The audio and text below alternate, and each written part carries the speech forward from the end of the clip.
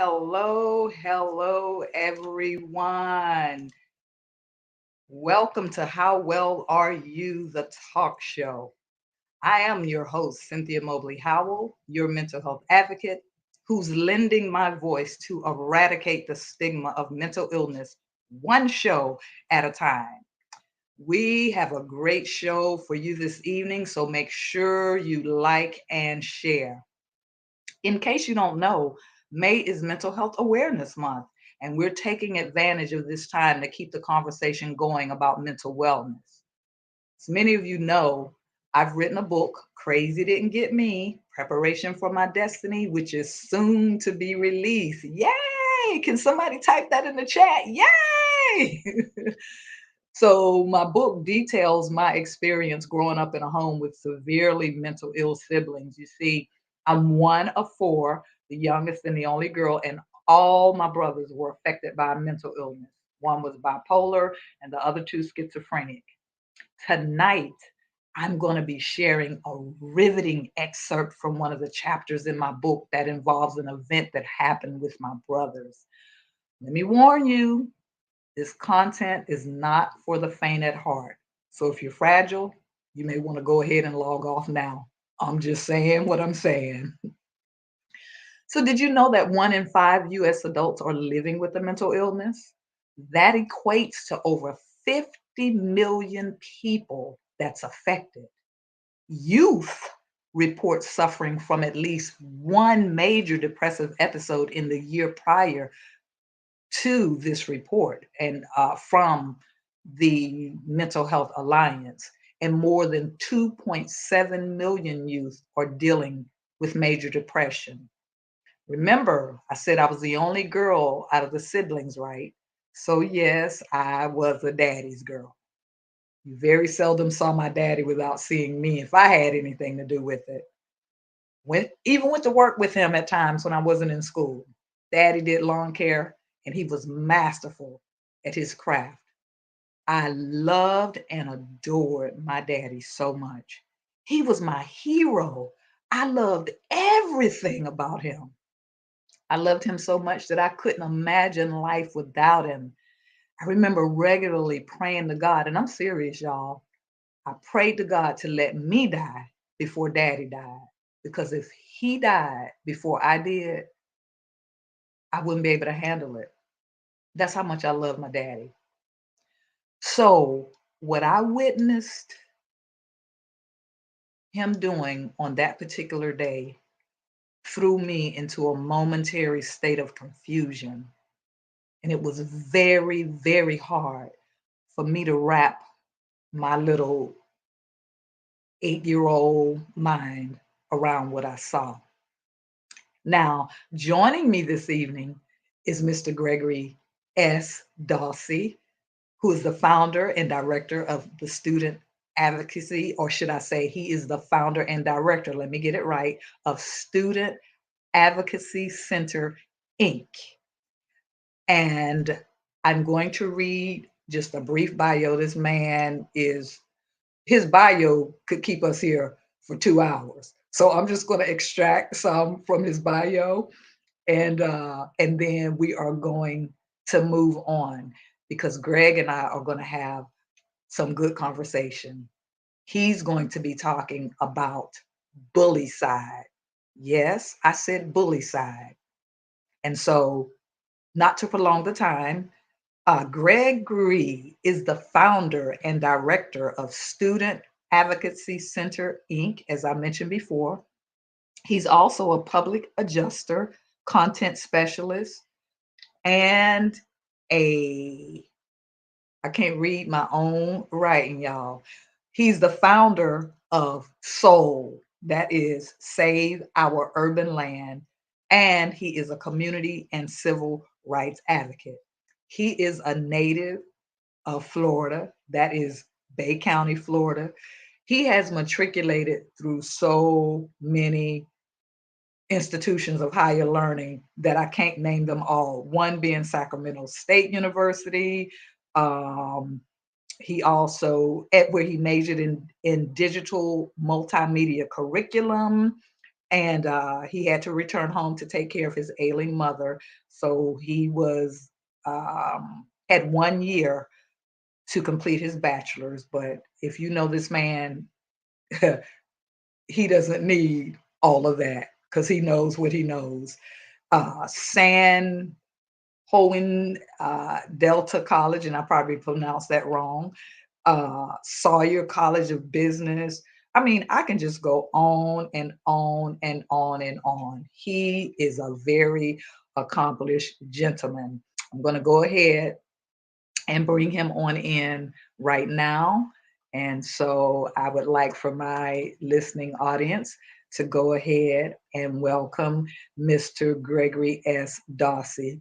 Hey Greg, how you doing? Doing fine. I had to look around and see who you were talking about with all those things going on. Yeah, I'm talking about you, my brother. And let me just mention this. I got to mention this. Greg and I have known each other since literally since grade school. We have known each other since grade school. So we have been riding for a very, very long time. I mean, we're just friends. He's my brother. That's all I gotta say. So imagine like 60 years, over 60 years. I ain't gonna I'm tell not his that old. age. I'll just tell mine. Over 60 years of friendship. I mean, that is phenomenal. So I'm going to go ahead and get into this excerpt, and then Greg and I are going to have a discussion about what I read, and we're going to go from there.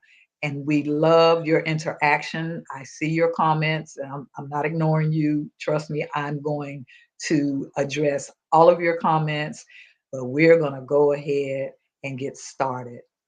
So, the excerpt that I'm reading is from chapter 5 of my book. And no, I don't remember the name of it right off the bat, but that's not important.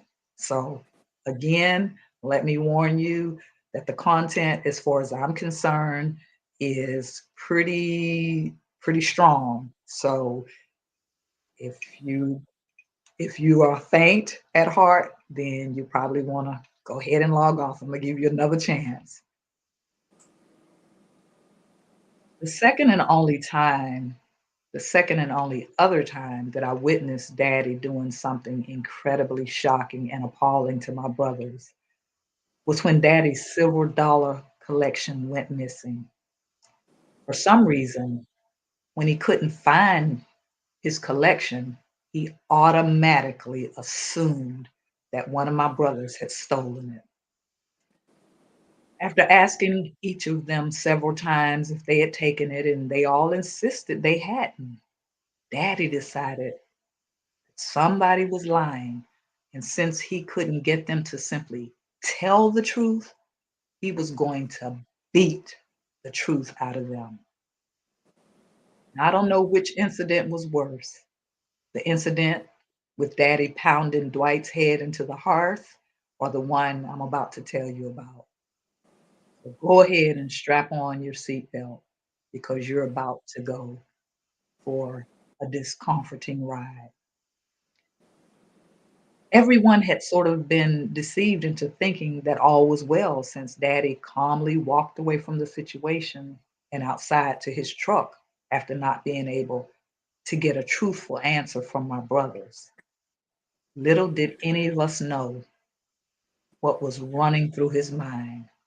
And if we had known, perhaps a cry to God for some serious intervention would have gone up to the heavens. Daddy eventually came back inside the house, and in his hands, he was carrying a couple of the ropes that he used for securing equipment onto his truck bed. Of course, we were all very curious as to what he intended to do with these ropes. Sadly, his plans for those ropes would turn into actions by him that should have landed him underneath the county jail, or maybe even prison. for a very long time. He first instructed my brothers to strip off all of their clothes, and I do mean all of them, including underwear. And surprisingly, they complied. He then tied their wrists with one of the ropes to the old upright black piano that was in our dining room. I often wondered why my brothers were so compliant with his wishes to strip naked and then be tied to the piano like animals. Mind you, my brothers were not little kids, but teenagers. It wasn't like they couldn't have resisted. And if push came to shove, the three of them together surely could have easily overpowered Daddy. Now, they would likely afterwards have suffered the consequences of those actions, but perhaps it would have deterred him from what he ended up doing to them. So, as dumb sheep being led to a slaughter, they simply obeyed Daddy's wishes and allowed themselves to be tied to the piano with the rope. I can tell you that there is absolutely no way in the world that I would have consented to that. He would have had to catch me first. So, with one rope, he bound them to the piano, and with the other rope, he started thrashing them while repeatedly demanding a confession from who had taken his silver dollar collection. This whipping went on for what seems like a lifetime, and no one was owning up to the disappearance of that coin collection. Daddy finally realized that no one was going to confess to taking the silver dollar collection, and thank God, what was left of his good senses kicked in, and he stopped whipping them before he seriously injured or killed them. Now, you're going to have to get the book to hear how that ended, but that happened.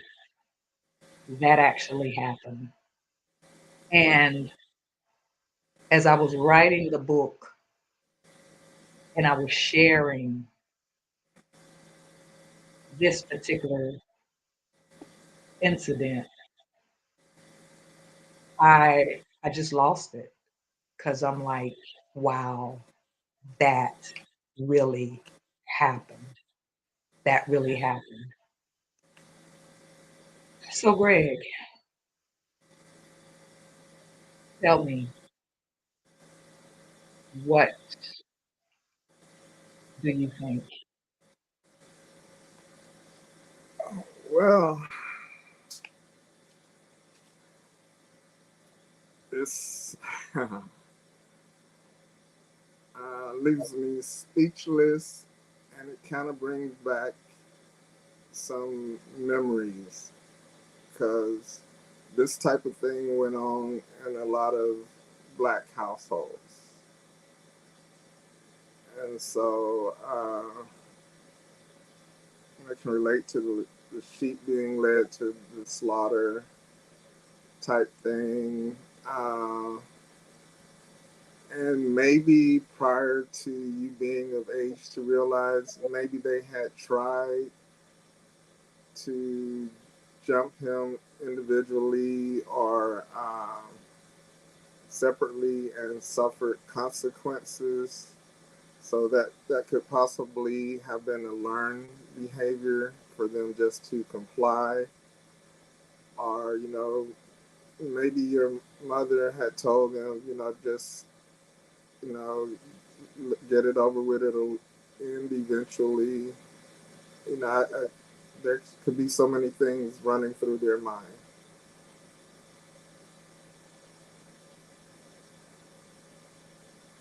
So, when we talk about mental illness and the different ways that may contribute to people being affected, because we know that it can be biological, it can be psychological, it can be environmental. Scientists have not really nailed it down to the exact cause of mental health issues. But the reason why I mention that is because even though before that time, there had been some signs of some mental health issues with my brothers, but I can only imagine how being abused, let's call it what it is, and anybody that knows me knows that I keep it not 100, I keep it 1,000.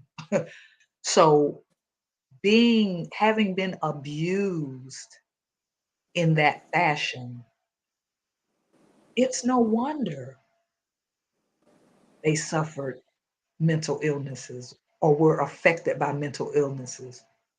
I know a couple of my brothers experimented with drugs, but this was later on in life. This was after some things had happened, but at a very young age, which no one uh, addressed it or perhaps recognized it. They were dealing with symptoms of a mental health, of a mental illness. But going back to what I said, I can only imagine how being whipped like an animal could have contributed to what happened. And like you said, as quiet as it is kept in a lot of African American homes, and probably if we talk to some other races, they'll probably say, we had some of that going on too. We just assume that, that was a thing that happened in African American homes primarily. But just from speaking to different other races, sometimes I'm surprised at some of the things that I mentioned to them. And I said, well, in our culture, this happened. And they were like, that happened with us too. But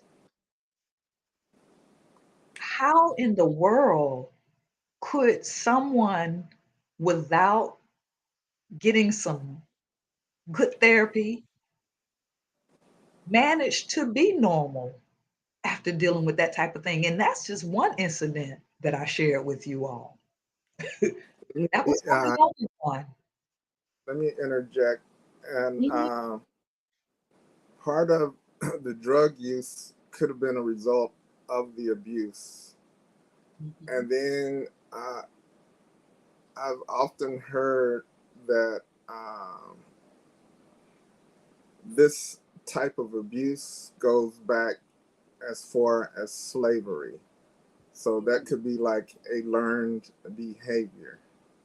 So, as we know, or if you don't know, don't be surprised to find out now that a lot of slave, the enslaved owners use blacks or African Americans to beat the other slaves. And oftentimes, some of those beatings were worse than the owner of the enslaved would be. So that could be a learned behavior that's been passed down and passed down from generation to generation. So maybe what they saw as a little kid, uh, it's that learned behavior and it's passed on down. That's just an opinion of mine. And you know what? And you know what? That's a very valid observation, because as you were speaking, what occurred to me was, as far as my daddy, what in the world happened to him? As my cousin used to say about a situation that he was in, a relational situation. Who scarred him? Who scarred him?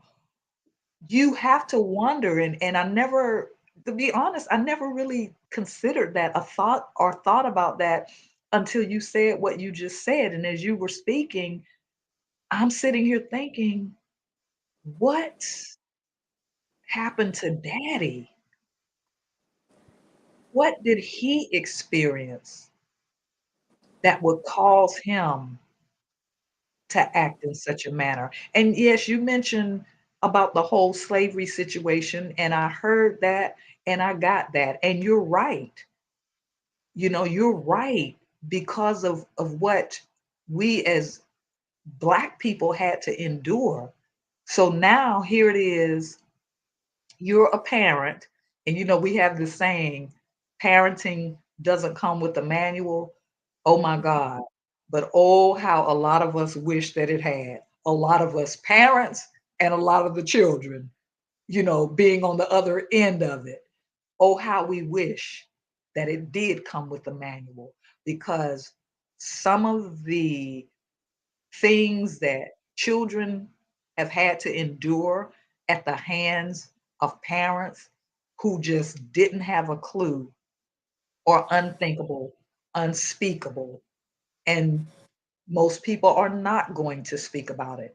But as you know, my mantra is I'm not keeping quiet anymore. And in order for us to end, and the word that I like to use is even more powerful, to eradicate the stigma surrounding mental health issues or mental illness, we have to have these hard conversations. And I know a lot of people are very uncomfortable because the saying is, what goes on in Vegas stays in Vegas. And I say the heck with that, because there are too many people that's suffering in silence, and we have to talk about it. Yeah, as you stated earlier, what your mantra is, you're not being quiet anymore. But we are always taught, instead of what stays in Vegas, what happens in Vegas stays in Vegas. What happens in the house stays in the house, and that not only goes from physical abuse, but it goes sexual abuse and different things like that. And there are a lot of uh, sisters that were really, let me get this right, uh, parents and different things like that of the child. They would, try and get it right. The father would sleep with his daughter, and they would have the baby, and so a lot of that went on. So that's the sexual abuse. You have the emotional abuse where they're talking down on the person like that, and that hurts. To me, a mental and emotional abuse hurts worse than a physical abuse, because eventually a physical abuse will stop hurting, but that mental Mhm. abuse is going to Wow. go on 24/7, and it keeps going on whether Wow. you're asleep, whether you're awake or not. It's still going to keep going on, and that's easily triggered. Like if you forget about it and that person's out of your life, may have gone out of town for a week or two, and they come back, then you get that trigger again, and that's just like pouring salt on the wound. That mental trigger, that emotional trigger starts all over again, and it's an endless cycle. Wow. You just said a whole mouthful right there. I like when you said the with the physical abuse, once that wound heals, the pain goes away. You don't feel it anymore because that physical wound has healed. Now, you may see a scar perhaps, and when you see that scar, you're reminded of how you got that scar. But that mental thing, that stuff that's in your head, never ever goes away. And one of the things that we don't talk about in the Black or the African American community, we're talking about it more now since the pandemic, is professional treatment. I remember when I was living in Pittsburgh and I was driving Uber, and this young lady got in my car and she just started like, she was a Caucasian. She was Caucasian. And she was just rattling off about her therapist and, her psychiatrist. And I was kind of taken aback because at the time I wasn't really being vocal about this whole mental health piece. And I'm thinking, wow, she's just telling me all her business. I mean, she was telling it all. And one of the problems in the African American community is that thing about, we don't want people to know what's going on. In the meantime, as I said before, people are suffering in silence. Even people, someone on here, I see, I'm looking at the Facebook viewers and I see the number five viewers. Well, remember, statistics say 1 in 5 US adults are living with a mental illness. So, what does that mean? If there's 5 people viewing right now, at least one of those persons is living with a mental illness. Is that a bad thing? No, it is what it is. When someone has a physical illness, we ain't tripping. We ain't like, oh, they got cancer. Ooh, Lord, we don't want to talk about it. I mean, some people do the, privacy with things like that. They do. But you understand what I'm talking about. So, one person viewing this live stream, at least one of those persons is dealing with a mental health issue. And what I like to say too is that we don't talk. And I was listening to your conversation last show with Evangelist Leon Massalina, and he was talking about the black, and the subject was the ministry and help, religious or faith-based, and mental Bridging the health. gap between the faith-based and mental health communities. Mhm. Right. One thing that I found, especially as being a student advocate, I get called to people from different churches that won't talk to their ministers, their preachers, because they don't want to be the subject of the sermon of, of the next Mm, Sunday, or a couple of Sundays mm, down. And churches, even if you have a couple of hundred people in there, if you start talking about a person's problem, 10 or 15 at a minimal are going to know exactly who you're talking about. And mhm. then, like now, we have therapists and psychiatrists and all that look like us. I've gone to psychiatrists. I've had an article done on me that went national and international regarding my mental health. I like to call my mental health injury, because that doesn't sound as threatening or long term as a mental health illness, dealing Okay. with Hurricane Michael. If we have an injury, we look at that as being short term. And we're Mhm. gonna go to the doctor, maybe go to therapy, and then we go on. So my mental health injury with the hurricane, I was in my house for 4.5 hours for Hurricane Michael.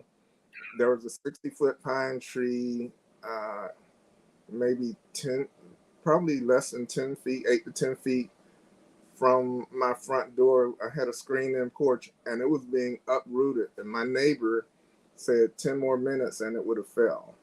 So I went to a psychiatrist to get uh, coping mechanisms, to get help.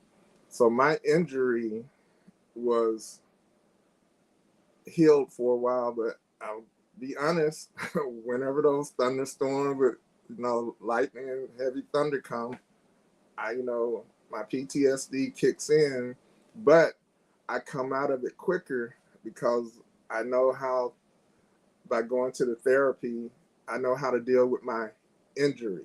Now, if we say illness, we think that's a long term thing. So maybe if we start saying mental health injury and make that be short term, we can go to a therapist for our injury because we know there's an end to our mental health injury and we go back to being normal. Maybe we'll have a little scar, but we'll be a lot better. I love that. First of all, thank you so much for your transparency and your vulnerability because, being an African American male man and you are being seen globally right now, and for you to say what you just said, oh my God. Phew. I just need to breathe for just a second. I just need to breathe for just a second. But again, you just said something. When we start referring to it as an injury, because an injury, as you said, is something that happens, we heal from it, and we keep moving. We see it as a short-term situation. But when we refer to something as an illness, we see it as long term. And so when we see something as long term, sometimes we feel like there's no hope or it's futile or this is going to go on and on and on and on forever. I'm never going to come out of this. So I love how you said perhaps we should change the terminology and start referring to it as a mental health injury versus a mental illness. Because after all, who wants to be ill? Nobody wants to be injured either. But I believe that because of our psyche and how our mind interprets words and how we process words, and uh, because words are so powerful and words can make or break you, scripture says that death and life is in the power of the tongue. So to refer to it as an injury versus an illness, I like that. And so when you see that in any of my content, I'm going to make sure and give you the credit the first time, but after that, it's mine. I'm on you, unless I you don't know. need the credit. I'm sure someone thought of it before me. Wow, that's very good. Well, wow, this is, ah, you know, you already know that. Just so my listening audience knows, Greg is actually going to be my guest in January of 2024, and he's going to be talking about the youth and mental wellness. And so during that time, he's going to be able to share a lot more. But we're going to take a short break right now, and we're going to come back. And when we come back, Greg is going to have the floor, and he's going to talk to us about bully side. Yes, I said bully side. When we come back, we're going to talk about bully side. Greg is going to explain to us what that is, and I'm just going to give him the floor, and he's just going to go with it and talk to us on this subject. And I can't wait to hear it because I had never even heard that word until I had a conversation with you and you mentioned it. And I'm like, oh my God. So I know that you have a lot to share on that. Your work with the youth in the community, outside of the community, is stellar. You so relate. Uh, we see some t-shirts hanging up there behind us, and I know that you're going to definitely tell us what that's all about. But we're going to take a short break. And after the break, Greg is going to talk to us about bully side. We'll see you in a minute.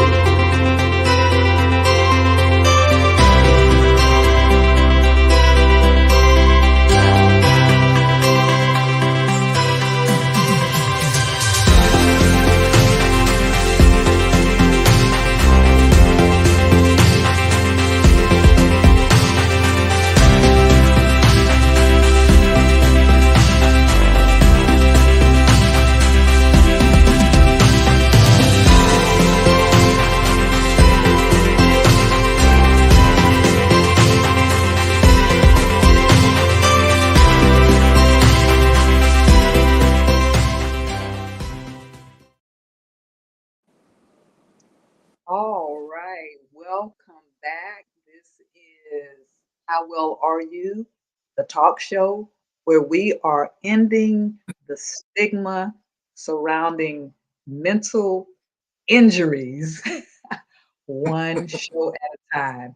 We have with us Mr. Gregory S. Dawsey, who is the founder and director of Student Advocacy Center, Inc. And we are having a great conversation. But right now, we're going to relinquish the floor to Mr. Dawsey, and he's going to talk to us about a word or a term or a situation that I had not heard of until I spoke to him. He's going to be talking to us about bully side. Take it away, Mr. Dawsey. All right, thank you. My organization is Student Advocacy Center Incorporated. I started it back in August 2011, and since then we've assisted over 600 people by word of mouth.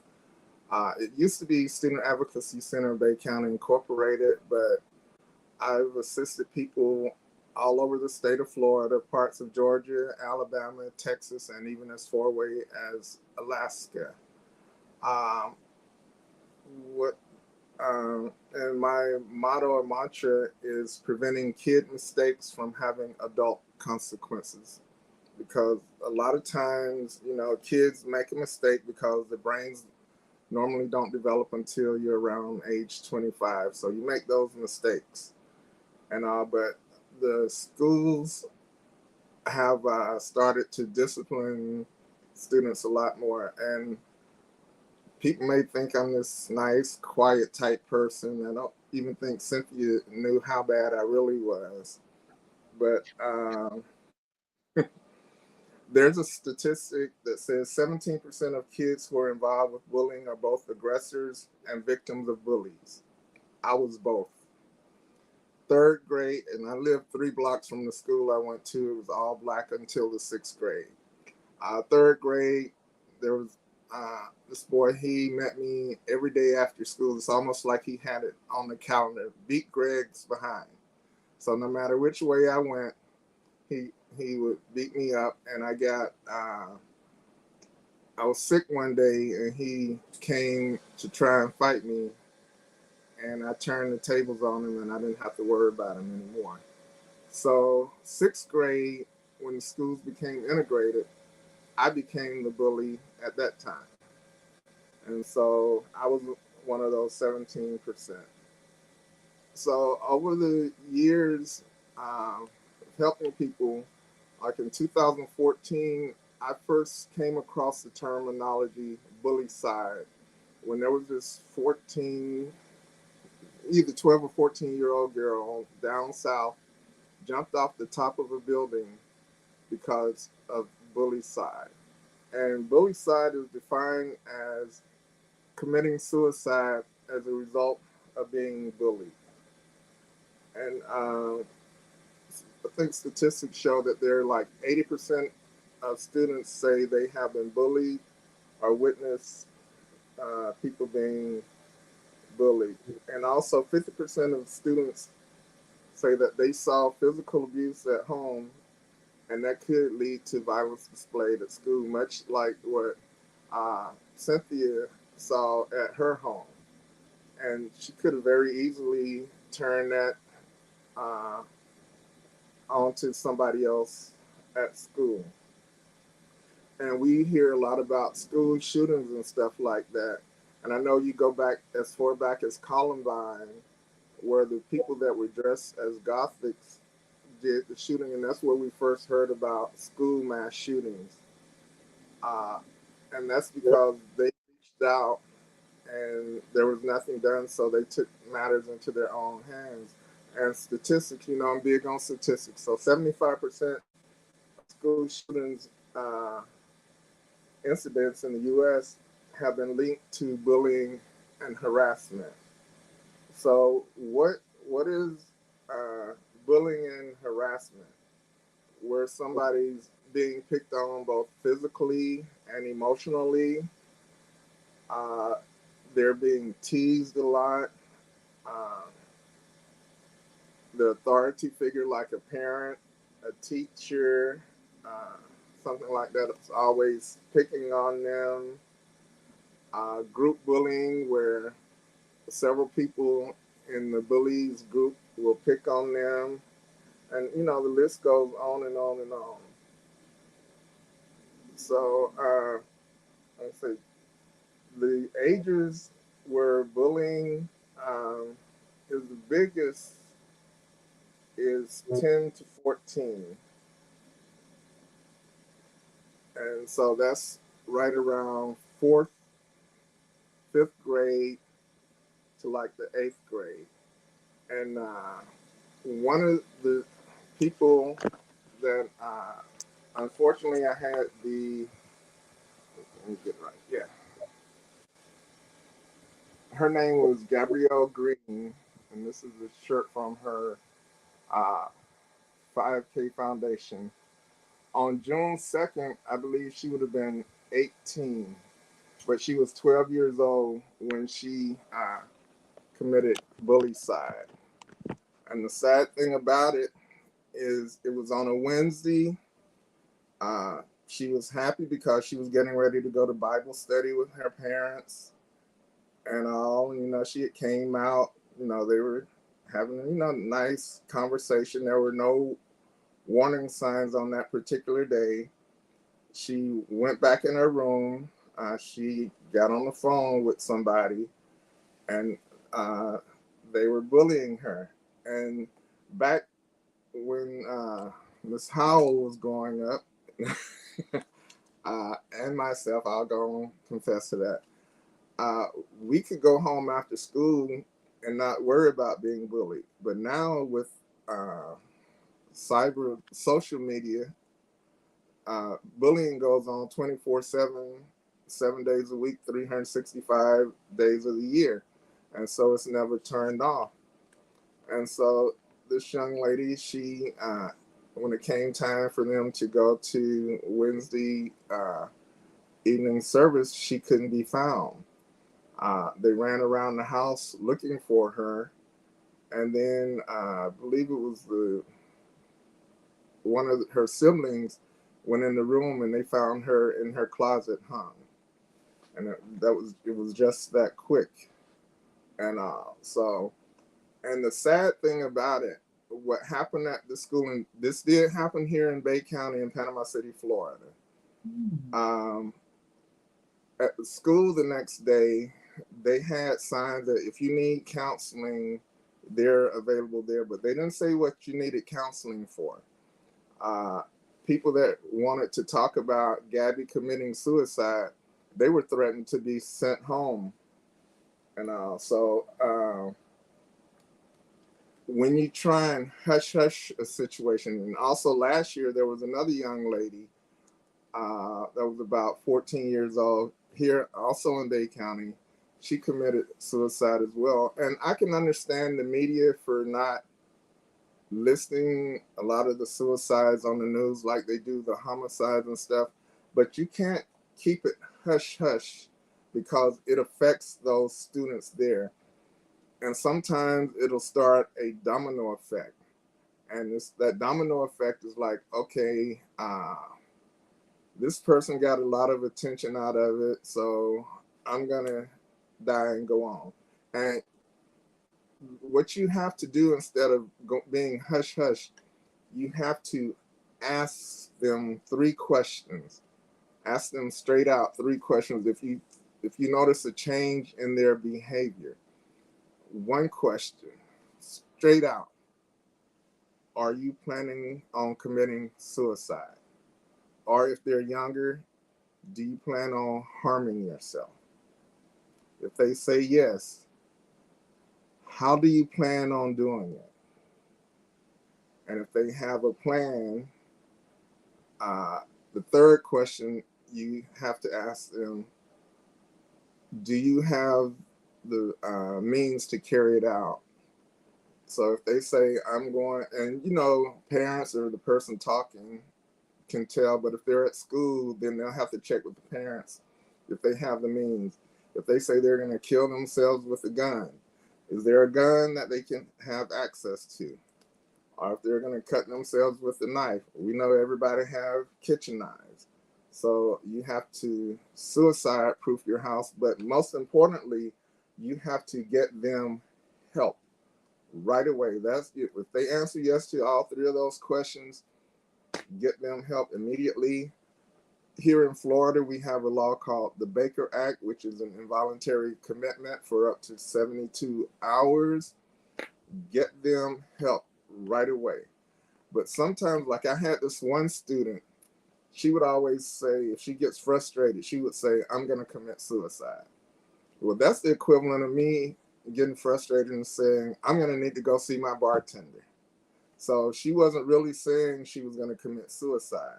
And I told the school that, but I also told the school that every time she says that, you have to assess it and see if she's really talking about that, because the one time you don't do that assessment could be the one time that she really means it.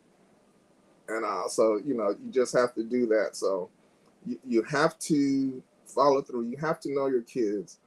Uh, there are kids that are 5 to 9 years old that commit bullicide, commit suicide, but they don't understand the reality of death is permanent.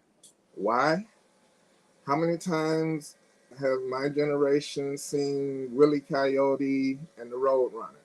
How many times have they been blown up and come back to life? And I'm sure there are other cartoons and things like that where kids see this, okay, I'm gonna die, but in their mind, they're thinking what's going on in the cartoon. So I'll be coming back to life, but that doesn't happen like that. That's TV, that's fiction. So you have to, keep an eye on their behavior. Uh, are they distanced? Ask your kids about their days at school. How was your day at school? If you talk to your kid, you can know something's wrong. We're so stuck on social media, letting everybody do their phones. We're sitting at the dinner table. Everybody has a phone, texting and stuff. And Cynthia knows I hate texting. you know, Right, yeah. right. But we need to go back to where we talk to each other, because when we talk to each other, we can see the emotions in each other. And we can tell if your child suddenly doesn't want to go to school, or if your child's going to school, but you keep getting these calls that your child is not in school, your child is missing this class. You need to have that conversation with your child. Why aren't you going to school? I mean, it could be something where, they're not dealing with the lessons, they're having problems with the teacher, whatever. But oftentimes it's they're being bullied, and if they're on their phones and stuff like that, and their demeanor changes to sadness after they're on the phone, then you have to do something about that. Let So me stop you right there for just a second, Greg, and ask you a question, because this question popped in my mind while you were talking about, the whole dinner table situation, and mhm, everybody's at the dinner table with their heads in their phones, which that was unspoken of in our day. And nobody's having a conversation, but then the parents are getting calls from the schools, they're not in school, or their grades are suffering. What could be going on with parents these days? Let's address that. What could be going on with parents these days, where we the parents don't seem to be attentive? I know one answer that I can come up with right off the bat is we have children raising children mhm. nowadays. But what are some of the issues that you've seen, that you've detected whenever you've encountered these situations and you're doing your advocacy, and you observe parents, what are some of the behaviors or what are some things that you've detected from parents that you believe could be a contributing factor in them not paying more attention to what is going on with their child who could potentially be dealing with bully, being bullied, thus uh, they may be in a situation where they'll commit bullycide. Okay, I'm glad you asked that question, and we'll touch on that more in January. But someone pointed out to me, you've seen the movie Lean on Me with Joe Clark, right? Yes. Everybody, including me at first, was happy when all those people got kicked out of school, right? And the school became calm and they did well. But this person asked me, what happened to those people that got kicked out of the school? We never ever think about that. And if you look at the age range of those people that got kicked out of the school, they're mid 40s and up.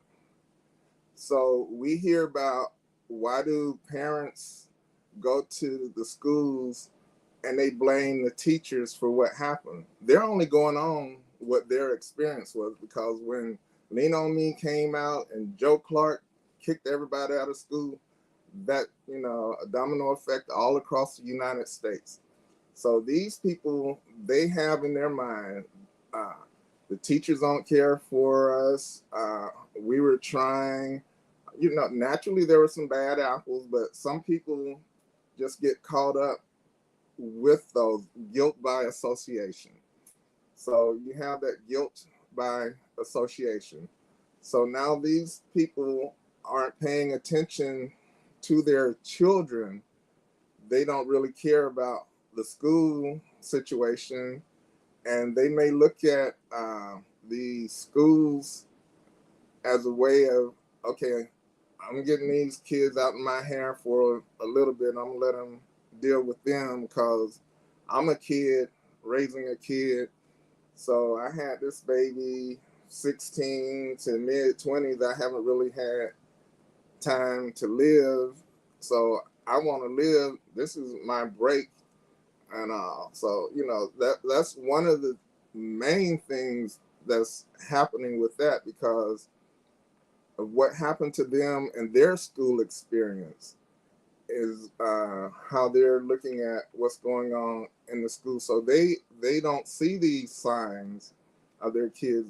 We give our kids cell phones, iPads, games, switches, different things like that, so that they can be out of our hair. We go out, we go get drunk, we smoke, we get high, different things like that. And then sometimes when the kids get old enough, we all smoke together, we all drink together. And it doesn't matter whether they go to school or not, because I know how they did me in school as a parent. So, as long as they, don't be in my hair, I'm fine with them going or not going to school, if that makes any sense. That makes perfectly good sense. It makes perfectly good sense. So we have a lot of work to do. We have a lot of work to do. We have got to get in the trenches and do what needs to be done to save this generation, because this generation has a lot of potential. Oh my gosh, they are so bright, they are so gifted, they are so talented, but they are up against so much. Wow, I see that we're getting to the top of the hour and there's just so much that we can talk about. But again, you're going to be back in January and you'll be able to really dig in. But what are some final words that you can share with us, Greg, regarding this whole bully side situation? what are some final words that you can share with us that can help us to be more attuned to what's going on and to be able to understand what we as community, because even though we don't say it and it seems like we don't ascribe to it as much as we used to, but it still does take a village, and we have to get back to that. So what are some final words that you have for us on this whole bully side situation? First and foremost, we have to pay attention to our kids. That means talking with them, taking away the technological, electronic devices, have that family time, notice their demeanor.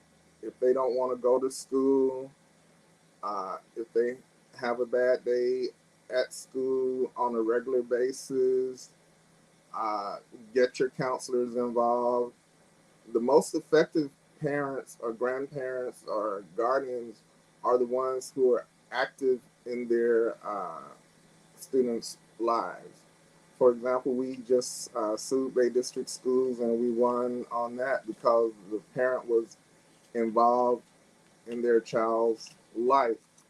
And that parent would not give up, and come to find out that about 5 years ago, that parent asked for an evaluation of their child.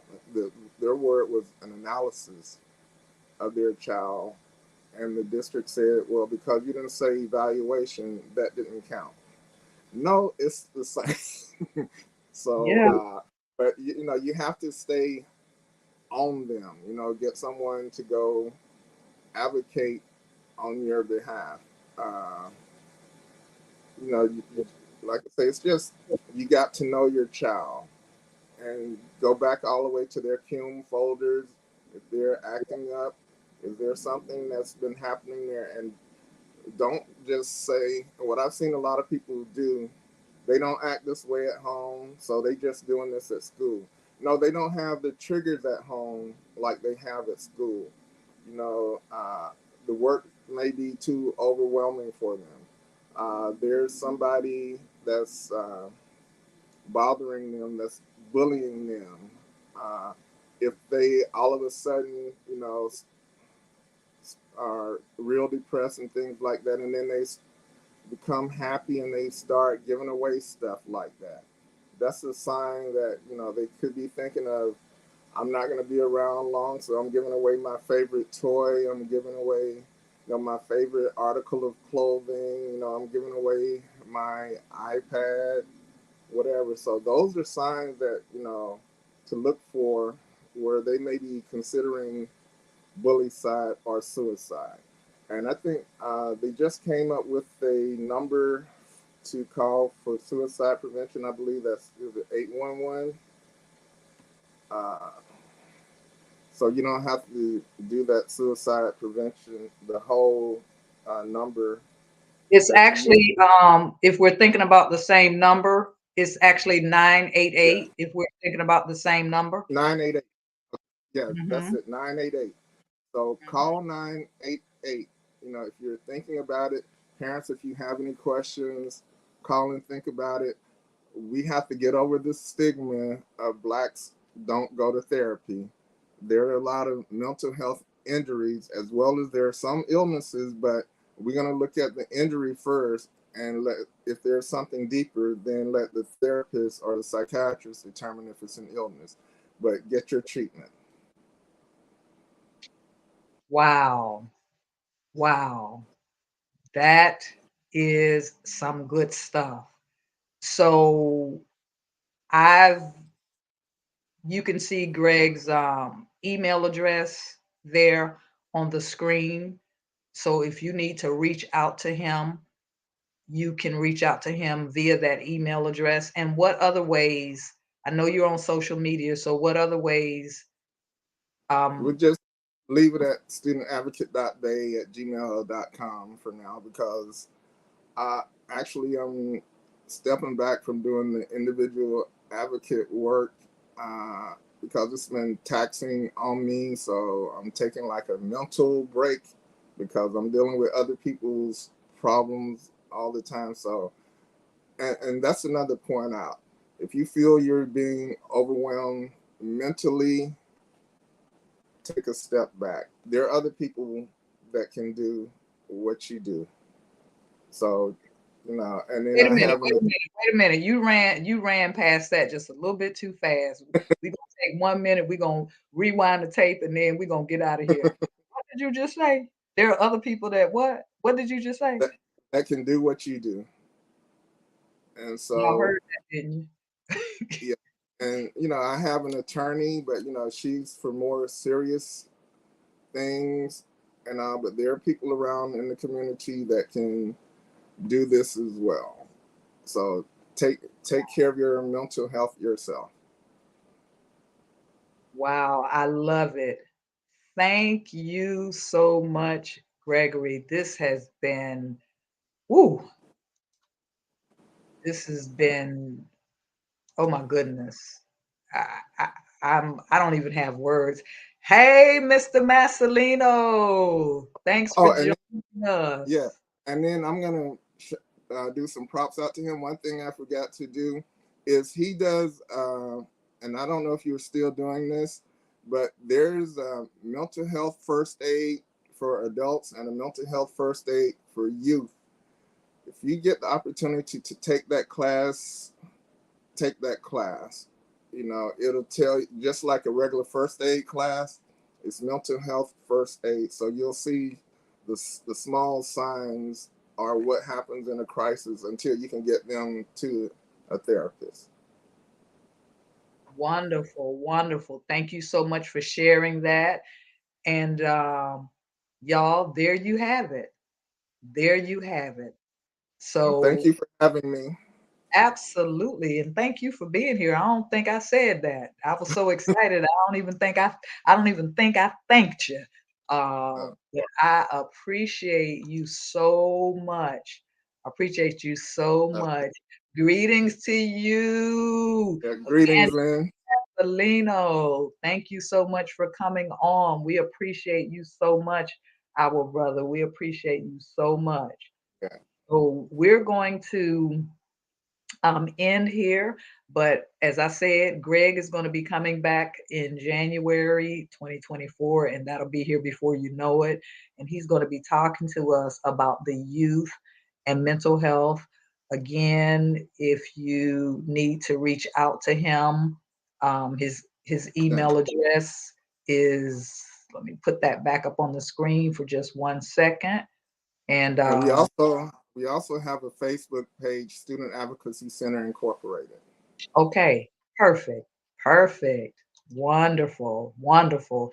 So, this has been Cynthia Howell with How Well Are You, the talk show. I am your host, and we are ending the stigma surrounding mental injuries, one show at a time. We've had our brother Gregory Dawsey with us of the student. I keep wanting to say the, but I'm not going to put Oh, well, that in there. I always say the Student Advocacy Center. So Okay, so there you go, the Student Advocacy Center, Inc. Again, we want to thank you so much for being with us this evening. And remember this, I'm not keeping quiet anymore. Have an awesome, awesome rest of your day, evening, morning, depending on the part of the country from where you're listening, and be well.